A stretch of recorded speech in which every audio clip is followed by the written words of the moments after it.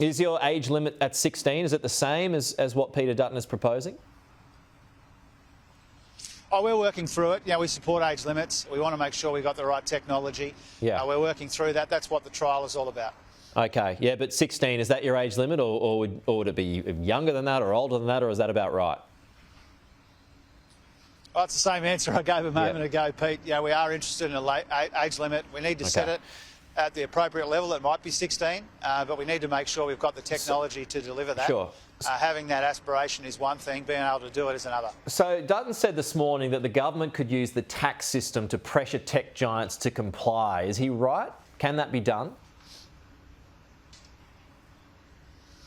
Oh, obviously we want to make sure that the tech giants pay their fair share of tax. That's part of the reason for the multinational tax changes that we've already proposed and budgeted for. And it's certainly the case that we need the tech giants, the tech companies to work with us and not against us, making the social media environment safer for Australian kids. We definitely need them to help at the same time as we're making sure that they pay their fair share of tax. All of this is part of our efforts to make sure that as the economy changes and the pace of technological change gathers pace, that people are not victims of that, that they're beneficiaries of that. So in the tax system, in appropriate regulation and in other ways, all of this is related. I guess how do you police how do you penalise if you can't police properly is a point to consider as well.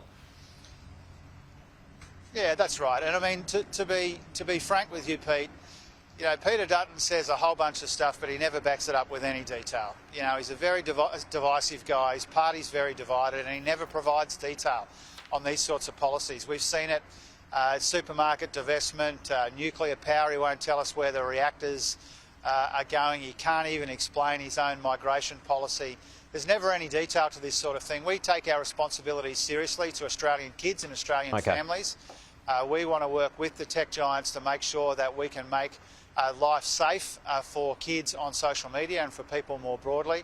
That's why we're doing the work in a methodical and a considered Just interested way. to get your thoughts on this too, on Peter Dutton. He, as you know, nixed the 2030 and 2035 emissions targets because they can't be achieved, so wants costings done before setting targets again. How do you feel about that?